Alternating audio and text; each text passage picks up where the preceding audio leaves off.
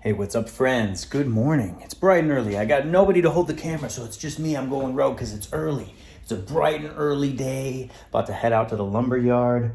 But first, gotta get a little breakfast. It's a little winter bulk time. We got some oatmeal with almond butter, some coconut flakes, some blueberries. Then we got a nice dish of venison and eggs and avocado. Talking about a winter bulk, y'all. Gonna get that C-bum mustache growing out. Gotta get it going. You'll also notice I got my super duper work pants on, which it's been a couple years since I put my project pants on, and I'm kind of learning that I might need to size up because I'm still hitting my growth spurt as an adult. So this is the plan. It's a really gonna be a cool, unique thing. Gerhard Westphalen came up with this. As I've said in previous videos, this building is going to be an ADU first as the first priority and a studio as the second priority. So, to be a permitted ADU, it has a kitchen, has a bathroom, has all these things that acoustically, by modern conventions, by typical conventions, these aren't things that improve the sound of a room. So there's actually some really fun challenges that we've kind of had to solve along the way. And Gerhard was really amazing about doing this. One of the requirements was that basically all of this needs to be modular and none of it can really attach to the walls with the exception of the ceiling cloud. So here we've got the front of the room. So I'm kind of clicking through. We've got right here is that's going to be the kitchen. And the back wall, really there's nowhere to do back wall treatment. So we're kind of creating a pseudo back wall in the middle of the room. It's going to be really interesting.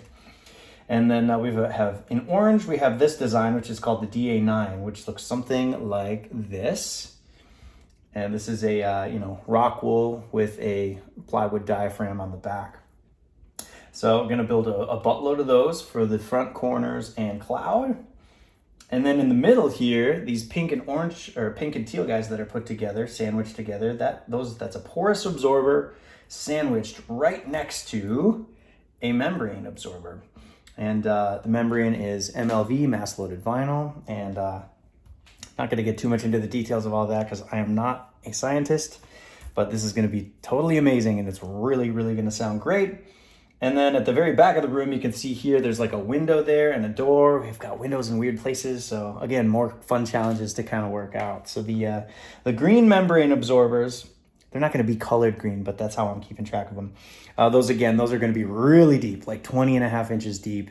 And they'll have a layer of MLV and then just a bunch of material inside. And today is the day. Gonna get all the wood printed out. So we can see here, I've come up with my master cuts list, as well as some optimized cut lists. So I'm going to be bringing that into this place called Anawalt in North Hollywood. And this is really nice because this basically gives them the most efficient way to cut out all of these sheets. And big shout out to Rob Domos who kind of turned me onto that because I'm thinking that these guys are going to be pretty thankful that when I bring this hefty job in there, it's going to make it a lot easier. So we've got, and then we have one more for all the brace cuts. Okay, and then some for the 3/4 inch cuts. So a whole lot of cuts happening. Gonna be super, super cool, incredibly fun.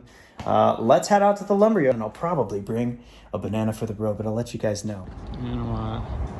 Lumber.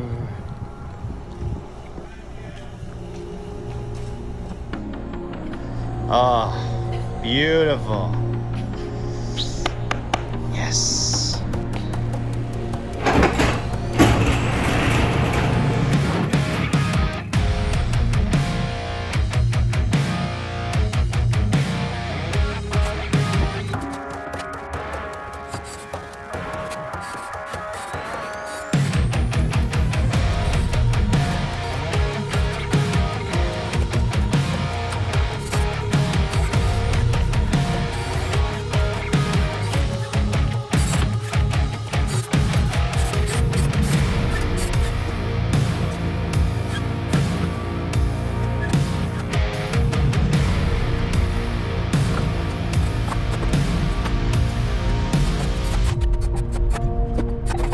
All right, got 2 of these bad boys done. You know, it's important to remember that these things will be filled up and then completely covered in a back diaphragmatic piece of plywood that'll kind of hold everything together nicely.